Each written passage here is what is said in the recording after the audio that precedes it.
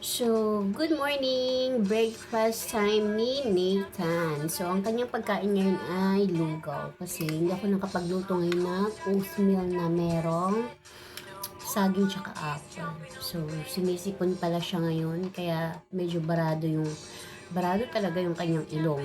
Kahapon pa siya nag-start. Kasi taglamig na naman ngayon. So, expected talaga pag nakapitan talaga ng sipon. Pero wala pa naman siyang ubo.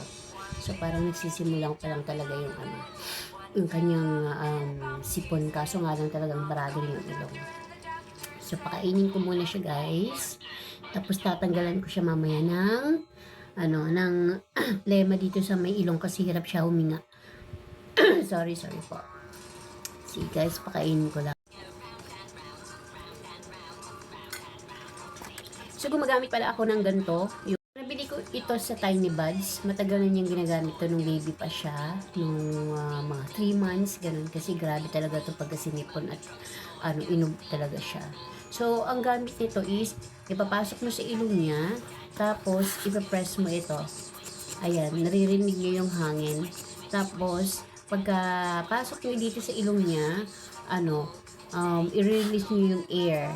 And then, lalabas na yung plema dito sa may baba. Ayan, dito niya talaga isa-sanction yung kanyang So, i-try natin kay baby kasi meron na naman siyang baradong plema sa ilong. Talaga, pagka sinasanction ko yung kanyang ilong kasi alam na niya, medyo discomfort sa kanya yun. Pero i-try natin. Ayan, may lumabas dito na konti lang. Ayan. So, kabilaan guys na na tinatanggalan ko siya kasi parehas dito. Itong dalawa ang barado talaga. So, ayan, hindi kita na may pumasok na plema sa loob. Pero, maganda siya guys, panghugot ng mga ng plema ng bata ito. So, try nyo bumili sa Tiny Buds. Pang sanction ng plema. So, yun lang guys. Salamat.